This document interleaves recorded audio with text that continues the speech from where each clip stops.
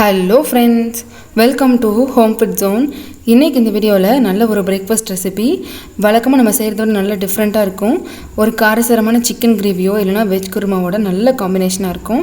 இதை செய்கிறதுக்கு ஒரு பவுலில் 1 கப் அளவுக்கு நான் கோதுமை ரவை எடுத்திருக்கேன். இது வந்து ரொம்ப பொடிசாக இருக்கிற ரவை, அதனால் இது ஒரு அரை மணி நேரம் நம்ம ஊற வச்சா போதும்.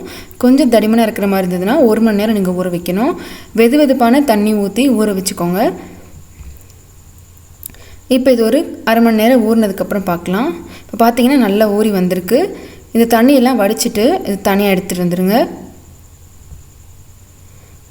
இப்போ இதை அப்படியே எடுத்து ஒரு மிக்ஸி ஜாரில் மாற்றிக்கோங்க.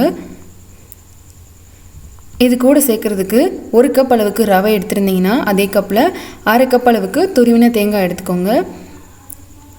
இதில் ஒரு அரை கப் அளவுக்கு தண்ணி விட்டு நல்லா மையாக அரைச்சி எடுத்துகிட்டு வந்துடுங்க. எவ்வளோ நல்லா மையாக அரைக்க முடியுமோ அரைச்சிக்கோங்க. அதிகமாக தண்ணி சேர்க்க வேண்டாம், கரெக்டாக அரை கப் மட்டும் சேர்த்து அரைச்சிக்கோங்க. இப்போ இது கூட ஒரு முட்டை சேர்த்துக்கோங்க. முட்டை கூட இது கூட சேர்த்துட்டு இதில் தேவையான அளவு உப்பு, ஒரு பிஞ்ச் பேக்கிங் சோடா சேர்த்துக்கோங்க. கூடவே ஒரு அரை டீஸ்பூன் அளவுக்கு சர்க்கரை சேர்த்துட்டு திரும்பவும் இதை நல்லா அரைச்சி எடுத்துகிட்டு வந்துடுங்க. இப்போ பார்த்தீங்கன்னா இவ்வளோ நல்லா மாவு லூஸாகவும் ஸ்மூத்தாகவும் இருக்கணும். இதை ஒரு பவுலில் மாற்றிக்கலாம்.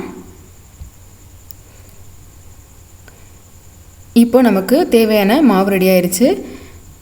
இது நம்ம இப்போ சுட்டு எடுக்கலாம். சுடுறதுக்கு ஒரு தோசை தவா சூடு பண்ணிக்கோங்க.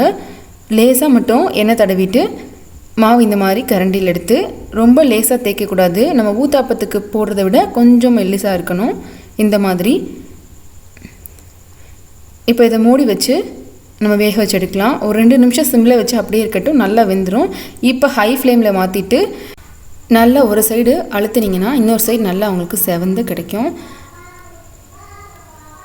இப்போ ஒவ்வொரு பக்கமும் இந்த மாதிரி திருப்பி விட்டு ஒரு 2-3 தடவை இந்த மாதிரி நல்லா அழுத்தி சுட்டு எடுத்துக்கோங்க. இப்போ பார்த்தீங்கன்னா தெரியும் உங்களுக்கு நல்லா ஒரு ப்ரௌன் ஷேட் வந்திருக்கு. இப்போ நீங்கள் இதை வெளியில் எடுத்துடலாம். இதே போலவே எல்லாத்தையுமே போட்டு சுட்டு எடுத்துக்கோங்க. சிம்மில் வச்சுட்டு மாவு உள்ளே சேர்த்துக்கோங்க.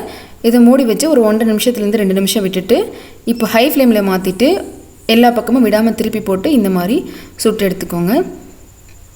அவ்வளோதான். நல்ல காரமான ஒரு சிக்கன் கிரேவியோட ரொம்பவே அருமையான காம்பினேஷனாக இருக்கும்.